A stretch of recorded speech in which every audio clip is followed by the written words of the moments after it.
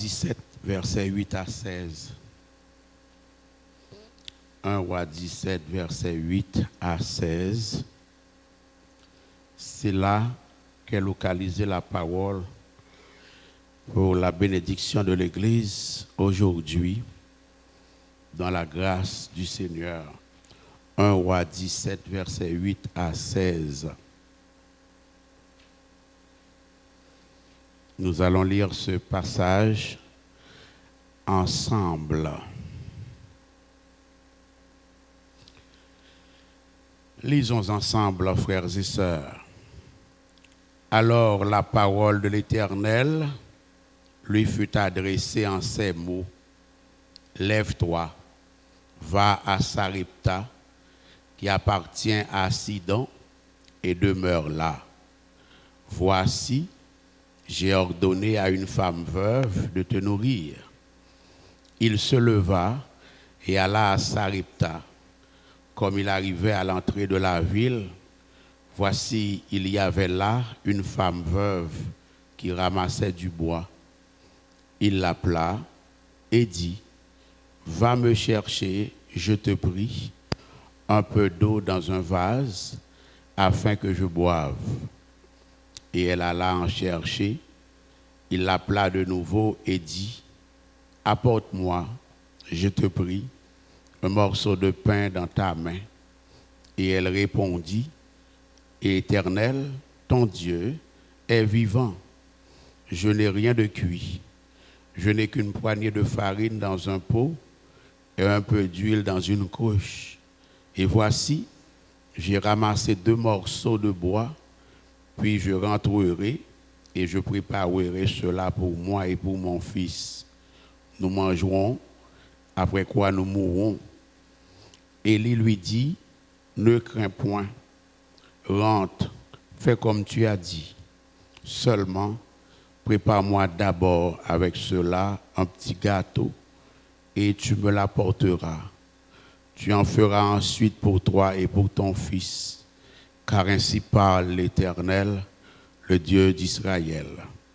La farine qui est dans le pot ne manquera point, et l'huile qui est dans la cruche ne diminuera point, jusqu'au jour où l'Éternel fera tomber de la pluie sur la face du sol. » Elle alla, et elle fit selon la parole d'Élie, et pendant longtemps, elle eut de quoi manger, elle et sa famille, aussi bien qu'Élie.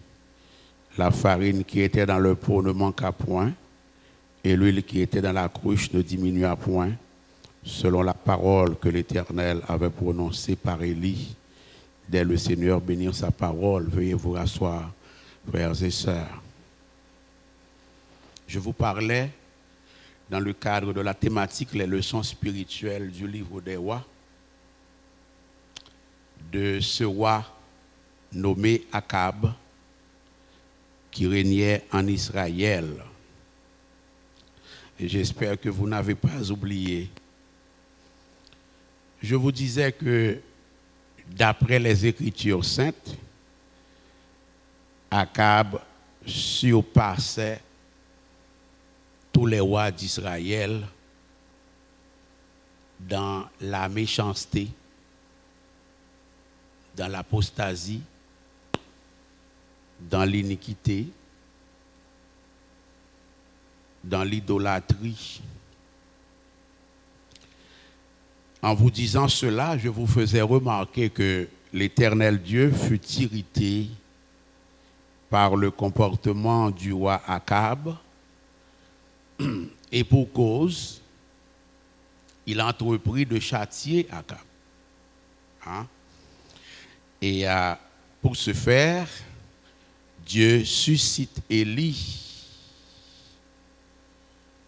pour proclamer le jugement dont Akab sera châtié. Quand Élie dit, s'infiltrant dans le palais de ce grand monarque, aussi vivant que soit l'Éternel, le Dieu d'Israël, que je sers, il n'y aura ni rosée ni pluie dans les prochaines années, si ce n'est à ma parole. C'est-à-dire si ce n'est à la parole de l'Éternel, car il y parle par l'Éternel. Ah, il y parle de la part de l'Éternel. Je m'a fait là. En ce moment, je vous parle de la part de l'Éternel. Vous voyez un monsieur aux cheveux blanchis, tout chétif, tout maigre, mais il vous parle de la part du ciel. Est-ce qu'on est là? Très important de ne jamais oublier. À force d'être habitué avec la prédication, vous pouvez penser que ce soit le contraire. C'est Dieu qui parle en ce moment. Est-ce que l'Église est là? Puis vint un temps où, je vous disais, on l'a vu ensemble, le torrent auprès duquel Dieu ordonna à Élie d'aller s'abreuver, s'assécha. Nous parlons ici du torrent de Kérith. Hein?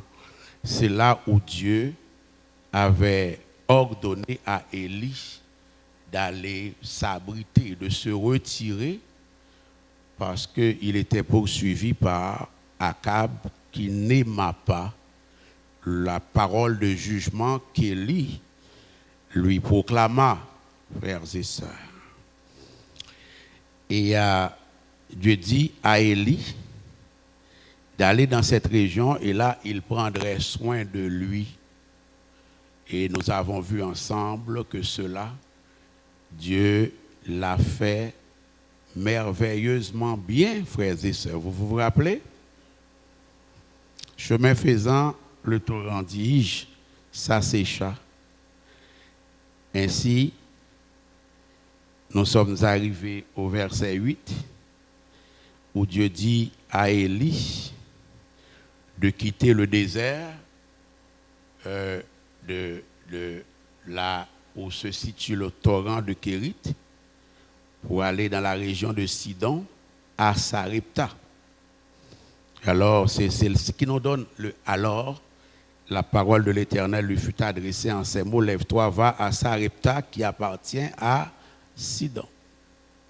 C'est pour ça que nous avons alors. Alors indique qu'il y a une succession d'idées, qu'il y a une suite d'idées. Alors, c'est un marqueur de relation, de conséquences. En même temps de temps, les deux ensemble. En même temps chronologique, mais aussi logique. Hein? C'est un marqueur à la fois logique et chronologique. Le torrent s'assécha. En conséquence, Dieu lui dit, hein, change d'endroit, change de région. Va à Sarepta qui appartient à Sidon et demeure là. Voici, j'ai ordonné à une femme veuve de te nourrir. Encore une fois, l'oratoire, peuple du Seigneur, le serviteur de Dieu obéissait à la parole de l'Éternel. Il s'en est allé à Sarepta. Et en arrivant à Sarepta, nous l'avons lu ensemble, Élie rencontra une veuve près de la porte de la ville, dit l'Écriture. Élie demanda à boire à la veuve, et de là étant, il lui demande quelque chose à boire. Cela est situé au verset 10 à 11, que je ne veux pas vous relire. Et frères et sœurs, verset 10 à 11, vous le relirez à la maison. La veuve fit part à Élie de sa pauvreté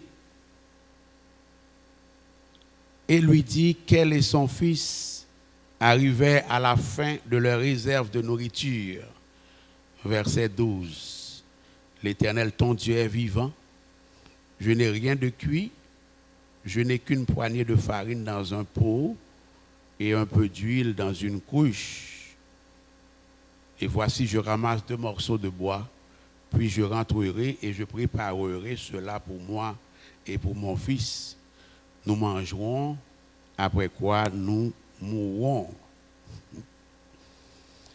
Mais le prophète de l'Éternel rassura la veuve que l'Éternel pourvoirait à ses besoins jusqu'à la fin de la famine, frères et sœurs. Cela est localisé au verset 13 à 14, que je ne relirai pas, histoire de ne pas vous retenir trop longtemps ici, en ce lieu béni, frères et sœurs. La veuve fit comme Élie le lui demanda. Elle crut à la parole de l'Éternel et elle obéit à la parole de l'Éternel. Elle montre sa foi, sa croyance, sa conviction dans la parole de l'Éternel en s'exécutant ou alors en exécutant la parole de l'Éternel. Votre pasteur vous a déjà dit, probablement dans le cadre de cette série, que croire c'est agir. On se rappelle? Croire c'est agir. Croire c'est faire. Croire c'est aller. Croire c'est marcher. Est-ce que l'Église est là? Cela est localisé au verset 15 à 16 que je ne relirai pas. Encore une fois, frères et sœurs. Et la Bible dit au verset 16 simplement, en s'exécutant, la femme a été bénie. En s'exécutant, la femme a été sauvée de la mort. En s'exécutant, la femme a été sauvée de la famine. La farine qui était dans le pot ne manqua point, dit l'Écriture, et l'huile qui était dans la cruche ne diminua point, selon la parole de l'Éternel. Autrement dit, la provision de la femme en matière d'huile et de farine va durer jusqu'à la fin de la famine. Ah, est-ce que l'Éternel n'est pas grand?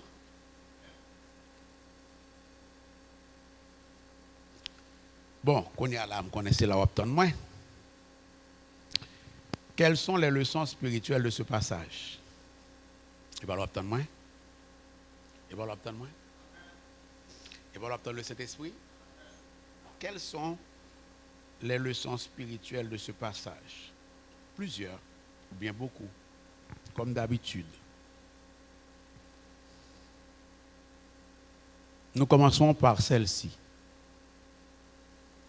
À savoir, pour nous, en 2025, c'est ce que nous devons apprendre au 21e siècle de ce passage que nous trouvons dans la parole. C'est celle-ci, la première leçon.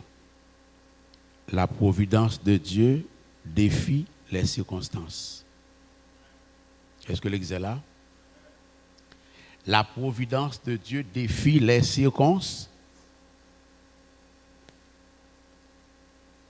Dieu annonça à Élie qu'une veuve était là déjà, sur place, l'attendait à Sarepta pour le nourrir.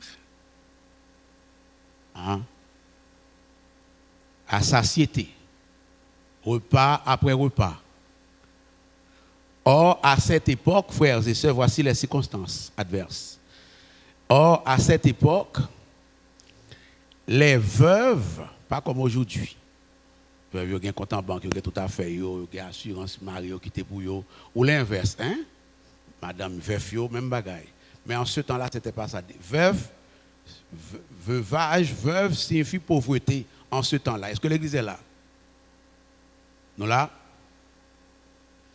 Les veuves étaient généralement les gens, ou bien parmi les gens les plus pauvres de toutes les sociétés de l'époque. Est-ce que l'on est là? Une veuve n'avait ni pourvoyeur, ni protecteur. Et donc, partant de famine, frères et sœurs, les veuves étaient souvent les premières à manquer du nécessaire. Partant de famine, comme celle auquel Élie et la veuve étaient confrontés, les veuves étaient les premières à manquer de nourriture, de subsistance. Alors, ce n'est pas étonnant que cette femme et son fils aient été, comme elle l'a raconté elle-même, sur le point de mourir, puisque la sécheresse devait les frapper plus durement que quiconque à Sidon ou bien à Sarepta. Ainsi, frères et sœurs, le fait pour Élie de se rendre à Sarepta auprès d'une veuve pour obtenir de la nourriture représentait une circonstance étrange, hein, une circonstance difficile, une circonstance, eh bien, pas trop reluisante. Toutefois, frères et sœurs, nous venons de le voir ensemble, comme ce fut le cas à Kérith, l'Éternel Dieu utilise ce moyen inhabituel que représente la veuve, ce moyen vil que représente la veuve, la maison de la veuve, les ressources de la veuve, ce moyen inattendu pour nourrir son serviteur, et cela à satiété, frères et sœurs. Il y avait sans doute des femmes ou des familles fortunées à Sarepta. Mais pour confondre, comme je vous le disais dimanche dernier, pour confondre les sages de ce monde, pour montrer que les circonstances ne lui font pas peur, pour montrer que Dieu transcende quelle qu'en soit la circonstance, Dieu fit exprès d'envoyer son serviteur chez une veuve pour que tout le monde sache que c'est l'Éternel et non Baal qui est Dieu. Est-ce que l'Église est là? Ainsi, le serviteur de Dieu a de la nourriture à manger chaque jour, comme lorsqu'il fut ravitaillé dans le désert par le ministère des corbeaux, frères et sœurs. Sarepta, de surcroît, c'est un port méditerranéen de Sidon, situé entre Tyr et Sidon. Sidon, c'est pays papa Jézabel. Sidon, c'est pays Jézabel, lorsqu'on est là. Et Élie est recherché par Jézabel et son mari Akab dans tout le pays d'Israël, tout le territoire et dans toutes les régions d'alentour. On ne voilà-t-il pas que Dieu, encore une fois, a choisi de demander à Élie de se réfugier à Sarepta, histoire de démontrer que Dieu contrôle la géographie. Est-ce que l'Église est là? N'oubliez jamais cela. Kérith est situé au sud-est du royaume d'Israël. Okay? Et Sarepta, elle, est située au nord-ouest du territoire d'Israël. Lorsque Dieu demande à Élie de se retirer à Kérith, puis à Sarepta, il y a un message, il y a un symbolisme. Ça veut dire que Dieu contrôle le nord, il contrôle le sud, il contrôle l'est, il contrôle l'ouest. Est-ce que l'Église est là? Voilà le Dieu avec qui vous faites affaire ce matin. Est-ce que l'on est là, frères et sœurs? Voilà le Dieu avec qui vous faites affaire ce matin. Par sa providence, Dieu façonne cet endroit hostile, Sarepta, et Dieu le rend propice à la survie de son serviteur. Ainsi, pendant 12 à 18 mois, Dieu prend soin de Élie. Dieu dirige Élie. Dieu contrôle la vie d'Élie par l'intermédiaire d'une mère célibataire appauvrie, monoparentale, qui a un enfant fragile sur les bras. Est-ce que bon Dieu n'a pas grand, frères et sœurs? Ce qui est impossible à l'homme est possible à Dieu aujourd'hui. Ça va? C'est ce que ça veut dire que la providence de Dieu transcende les circonstances. La providence de Dieu défie les circonstances. Tout ce qui te semble impossible ce matin est possible à Dieu. En foi de quoi, je suis venu dire à quelqu'un ce matin que ce n'est pas le secondaire 5 qui a fait qui choye. Ce n'est pas le collège qui a fait qui choye. Ce n'est pas l'université qui a fait qui choye. Ce n'est pas les contacts qui a fait qui choye. Ce n'est pas les relations qui a fait qui choye. Ce n'est pas la couleur de la peau qui a fait qui choye. Ce n'est pas les amis qui a fait qui choye. Ce n'est pas les parents qui feront quelque chose. Ce n'est pas maman et papa qui feront quelque chose. Ce n'est pas la famille qui fera quelque chose. Ce n'est pas le Canada, le Québec qui fera quelque chose, même si tout cela est important. Est-ce que l'Église est là? Ce n'est pas le pasteur qui fera quelque chose. Celui qui fera quelque chose, c'est l'Éternel des armées.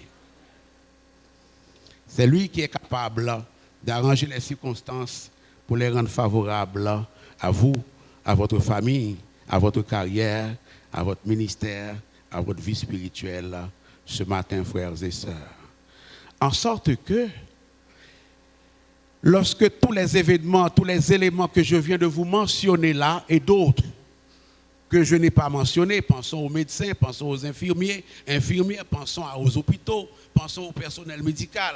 Lorsque ces éléments arrivent à vous faire défaut, ne lâchez pas. C'est ce que ça veut dire. Est-ce que l'Église est là? Cela ne changera rien tant et aussi longtemps que Dieu, lui, ne te lâche pas. Tant et aussi longtemps que Dieu, lui, ne te fait pas défaut. Et en vérité, si tu lui demeures fidèle, eh bien, il ne fera jamais défaut à ceux qui se confient en lui, frères et sœurs. Nous avons un désert, la maison d'une veuve. Commençons par le désert. Un désert, je reviens un peu au verset 1 à 7. Un désert, que nous sachions, vous et moi, est favorable pour se cacher. Un désert est favorable pour faire la guerre. Mais un désert n'est pas un endroit pour survivre. Mais Dieu a transformé le désert pour faire vivre son serviteur. Chaque matin, dit la Bible, chaque soir, Élie reçoit la provision de Dieu, comme Israël au désert. Je n'avais pas eu le temps de vous dire, dimanche dernier, que Élie recevait du pain, certes, il recevait de la viande, certes. Nous savons, vous et moi, que le pain dans un désert n'est pas possible. Le pain fourni par des corbeaux n'est pas possible déjà. Mais la viande, c'est encore plus impossible. En temps de famine, la viande est un luxe. On est là, frères et sœurs. En temps de famine, la viande est un luxe. Mais Dieu a transcendé les temps et les circonstances. Voilà pourquoi je vous dis que le Dieu que nous servons est un Dieu dont la providence défie les circonstances. Que ce soit la géographie, que ce soit les conditions sociales, les conditions économiques, les conditions financières, que ce soit la matière végétale, l'huile et la farine, que ce soit le règne animal, les corbeaux, animal voleur, opportuniste. Dieu a pris le contrôle de tous ces éléments-là pour donner la vie. Voilà de quoi votre pasteur parle quand il dit que la providence de Dieu défie les circonstances. Le corbeau ne pouvait pas s'opposer aux ordres de Dieu. L'huile et la farine ne pouvaient pas s'opposer aux ordres de Dieu. La veuve ne pouvait pas dire non à Dieu, car Dieu l'avait ordonné de prendre soin de son serviteur. Même le torrent qui s'assécha, c'est Dieu qui permet que le torrent s'assèche. Sinon, le torrent ne s'assécherait jamais. Le torrent s'est asséché pour la gloire de Dieu. Parce que Dieu voulait montrer à Élie sa gloire. Comprenons bien avec quel Dieu nous marchons ce matin, frères et sœurs, mes bien-aimés en Christ. La deuxième leçon, cela plaira peut-être moins. La deuxième leçon que ce passage nous enseigne, c'est que lorsque nous donnons ce que nous avons au Seigneur avec foi, il nous donne tout ce que nous avons besoin en retour et même au-delà. Ouais, c'est qu'on amène dans ta pitié. Lorsque nous donnons ce que nous avons au Seigneur avec foi, c'est la deuxième leçon de ce passage pour nous en 2025, le Seigneur nous donne tout ce dont nous avons besoin et bien plus encore. Nous n'avons même besoin de prêcher sur ça là. Tout est clair déjà, non? Une poignée de farine dans un pot et un peu d'huile dans une couche. Voilà tout ce qu'avait cette veuve pour sa survie pendant une journée. Mais Élie lui dit, prépare-moi d'abord avec cela un petit gâteau et tu me l'apporteras. Tu en feras ensuite pour toi, tu en feras ensuite pour toi et pour ton fils. Et la parole de Dieu nous montre que la veuve, je l'ai dit tantôt, s'exécuta. Voilà. Verset 16, s'étant exécuté, la farine qui était dans le pot, selon la parole de l'Éternel, ne manqua point, et l'huile qui était dans la cruche ne diminua point, selon la parole de l'Éternel. Voilà. C'était presque tout. La veuve s'est occupée de Dieu, et Dieu s'est occupé d'elle en retour. Est-ce que l'ex est là? La veuve s'est occupée de l'église de Dieu, en l'occurrence Élie, qui représentait l'œuvre de Dieu, l'église de Dieu en son temps.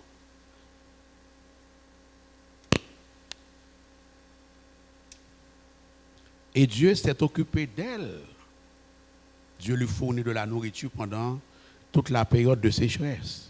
Chaque jour, pendant 12 à 18 mois, sa provision d'huile et de farine triplait. La veuve en avait assez pour lui, elle en avait assez pour sa famille, elle en avait assez pour que le lendemain recommence chaque jour et redevienne meilleur par la providence de Dieu.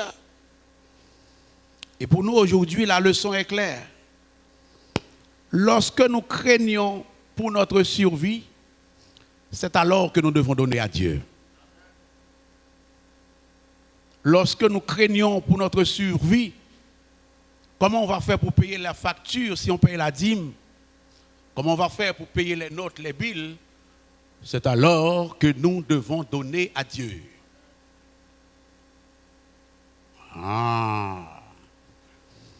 Saint Paul dira, 2 Corinthiens 9, versets 7 à 11, que chacun donne comme il l'a résolu en son cœur, sans tristesse ni contrainte, car Dieu aime celui qui donne avec. L'histoire de la veuve de Sarepta est là pour nous montrer, à vous et à moi, frères et sœurs, que ce que Saint Paul dit ici est vrai.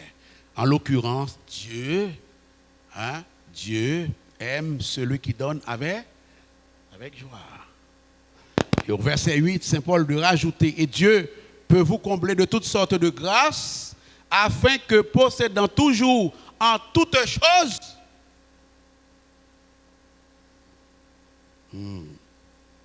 toutes choses,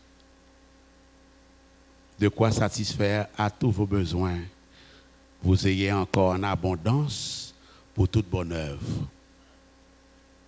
Il faut être bien sûr que Saint Paul eut la grâce de lire l'histoire de la veuve de Sarepta.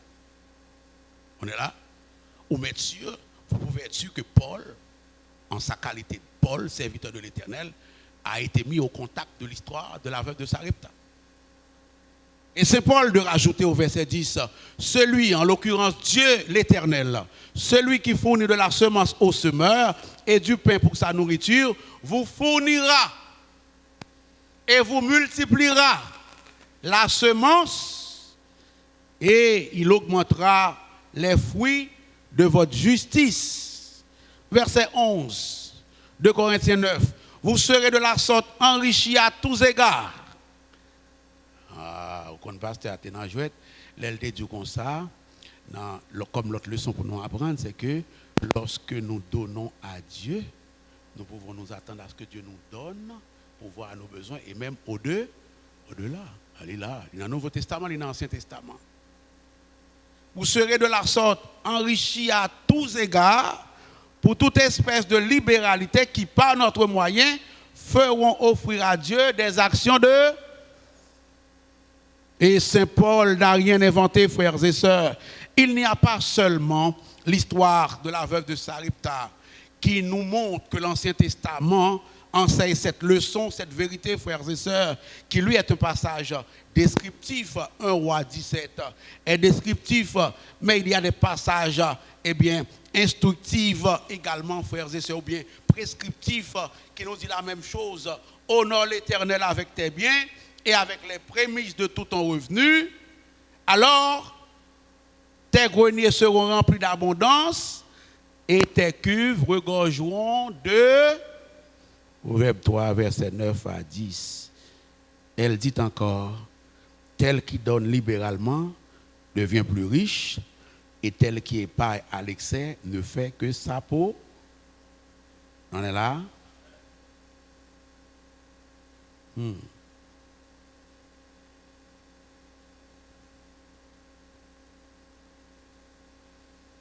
Qu'avez-vous à donner à Dieu ce matin?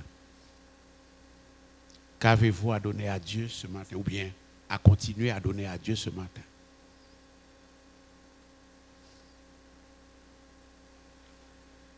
Est-ce que vous avez votre cœur à donner à Dieu ce matin?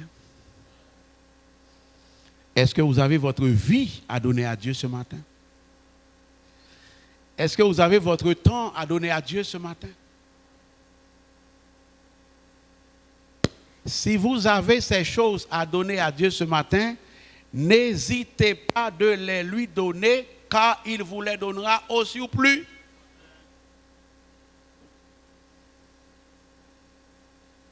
Donnez de votre temps au Seigneur. Ne soyez jamais trop occupés pour mettre le Seigneur en haut dans ton agenda, dans tes priorités, car vous ne perdrez pas cela.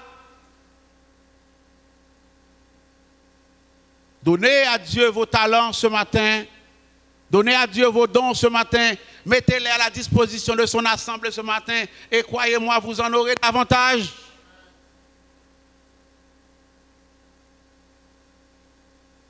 La troisième leçon que nous enseigne ce passage, frères et sœurs. Pas oublier, non? Premier passage, la providence de Dieu défie les circonstances. Deuxième leçon, lorsque nous donnons à Dieu,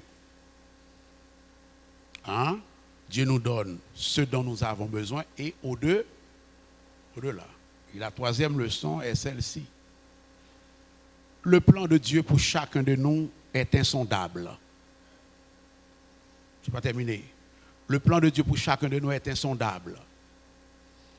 Il faut juste entrer dans ce plan et laisser Dieu faire. Vous entendez ce que pasteur a dit là? Le plan de Dieu sur ta vie est insondable.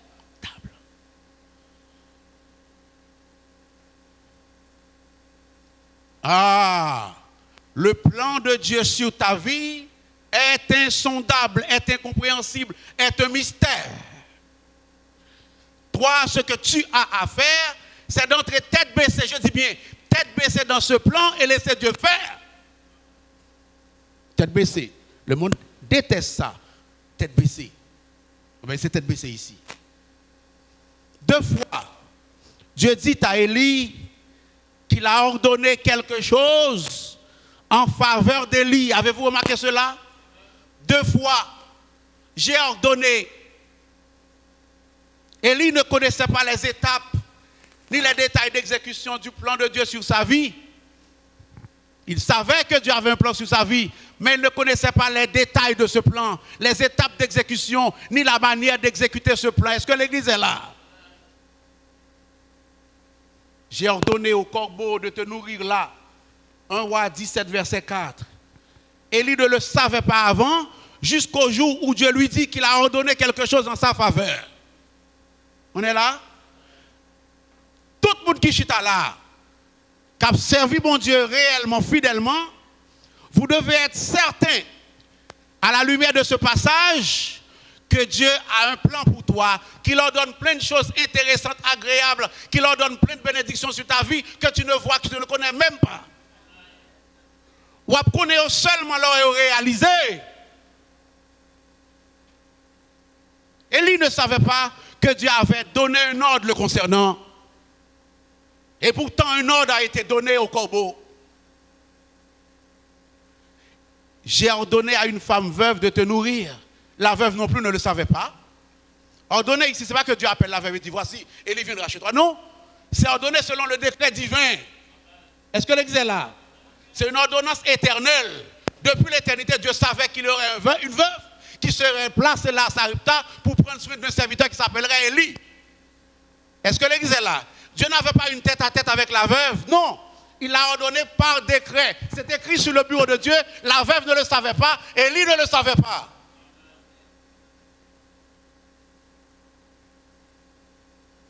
Dieu avait un plan pour Élie.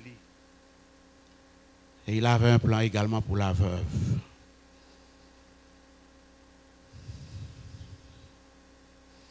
Dieu voulait bénir la veuve aussi.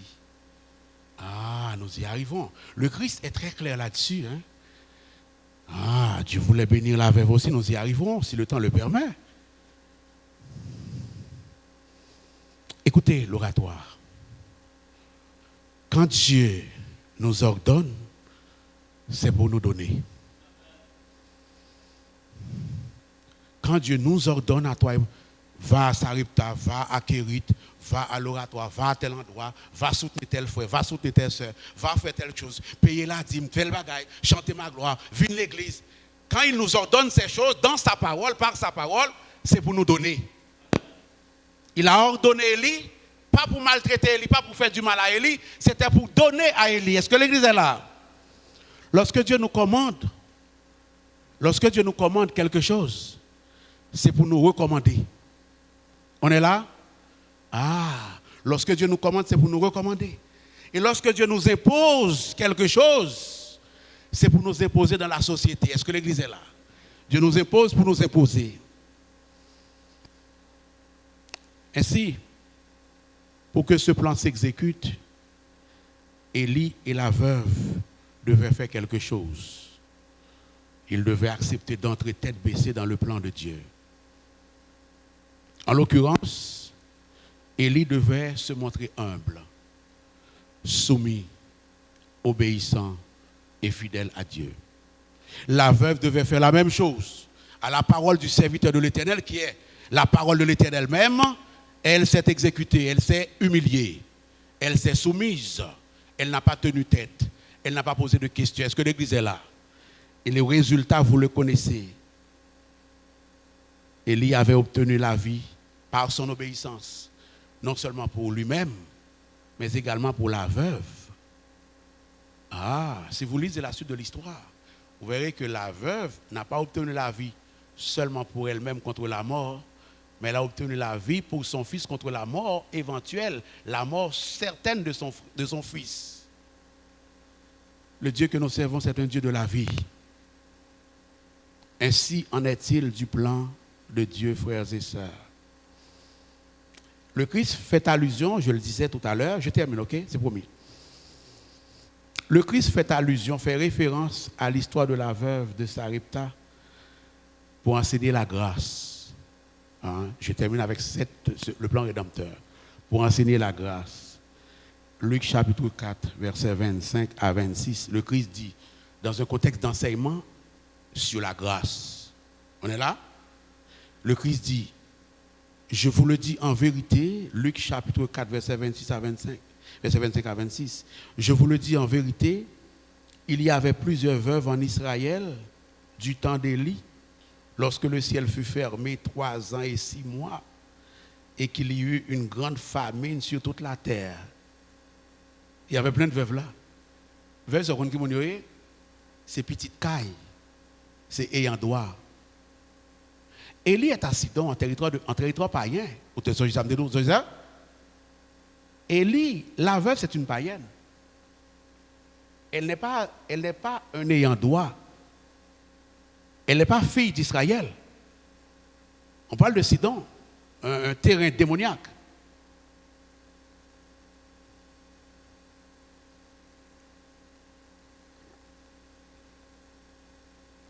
Et cependant, dit le Christ, verset 26, Élie ne fut envoyé vers aucune d'elles.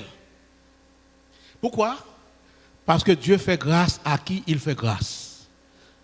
Ah, il accorde miséricorde à qui il accorde miséricorde. C'est ce que le Christ est en train d'enseigner ici. Si ce n'est vers une femme veuve, à Sarepta, et le Christ fait exprès d'ajouter, pour ceux qui l'oublieraient, pour ceux qui seraient amnésiques, Sarepta, le pays de si.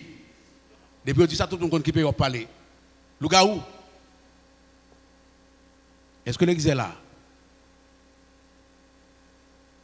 Dieu avait montré à Israël Si Israël, avec son roi, voulait prendre leur chemin à eux, lui, il pouvait se faire un peuple ailleurs.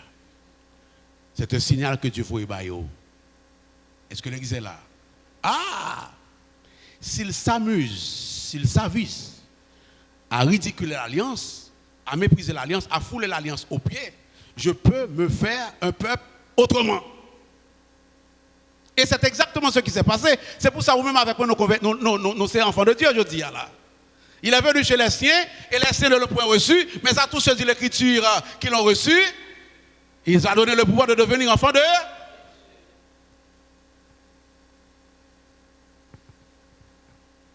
Gloire à notre Dieu. Le Dieu que nous servons est un Dieu qui relève. C'est un Dieu qui donne la vie. C'est un Dieu qui guérit, qui panse les blessures. C'est un Dieu qui donne la vie. La vie qu'il a donnée à cette femme par le truchement des provisions. Mais c'est cette vie qu'il nous donne en Jésus-Christ. Élie obéit à Dieu en allant à Sarepta. La femme a eu la vie sauve sur le plan physique. Ah! Et le Christ, que Élie typifie, que Élie préfigure, va obéir au Père jusqu'à la mort et jusqu'à la mort de la croix. Ainsi, vous et moi, nous avons la vie éternelle cette fois et non la vie physique. Est-ce que l'église est là? Voilà comment on met l'écriture en relation, Ancien Nouveau Testament, leur prêcher l'évangile. Est-ce qu'on est là, frères et sœurs? Nous avons cru au Christ. Nous avons cru à son obéissance et son obéissance nous est imputée. Nous trouvons la nourriture spirituelle à satiété. Gloire à notre Dieu. Le Christ dira, venez à moi, vous tous qui êtes fatigués, chargés, et je vous donnerai du repos. Frères et sœurs, Jésus est venu dans le monde pour nous donner la vie parfaite. Il est mort sur la croix. Par son sang versé, il a payé notre châtiment pour le péché. Sans l'arrivée d'Élie, il n'y aurait pas de vie dans la maison de cette femme. Ah, elle mourrait et son fils mourrait. Mais à cause et en raison, grâce à l'arrivée d'Élie, elle a eu la vie. C'est la même chose pour nous avec Christ. Sans la venue de Christ dans le monde, nous n'aurions jamais la vie éternelle aujourd'hui. Gloire à notre Dieu. Vous êtes peut-être ici aujourd'hui dans un état de désespoir. Vous êtes peut-être accablé par la vie. Vous êtes peut-être sans réponse devant des problèmes, des questions de la vie, des questions existentielles. Vous êtes peut-être frustré. Vous n'avez pas de plan qui fonctionne. Peu importe combien de fois vous avez essayé, ton plan n'a pas fonctionné. Cela continue d'y aller d'échec en échec. Les choses ne semblent pas s'arranger. Vous essuyez des déceptions, des promesses non tenues, des trahisons, des rêves brisés. Vous essuyez des relations brisées, des circonstances adverses. Si c'est votre cas, sachez que Dieu a la puissance de vous en sortir. Car sa providence défie les circonstances. Il est un Dieu de grâce qui fait grâce à qui il fait grâce. Qui accorde miséricorde à qui il accorde miséricorde. Je termine. Première leçon. Bon, même fait, moi, regardez m'dole. Première leçon, sa première leçon hier, que vous avez prêché. La providence de Dieu défie les circonstances. Gloire à Dieu, merci Laura à toi. Deuxième. Lorsque nous donnons à Dieu, il nous donne ce dont nous avons besoin et au-deux. Troisième leçon de ce matin que Dieu nous a envoyé. Hein? Bon, non. Le plan de Dieu pour chacun de nous est un son. Ce qu'il faut, c'est d'entrer dans ce plan et de laisser Dieu faire. Est-ce que l'église est là? Êtes-vous prêts l'oratoire à faire ça, à continuer de faire ça? Soyez bénis.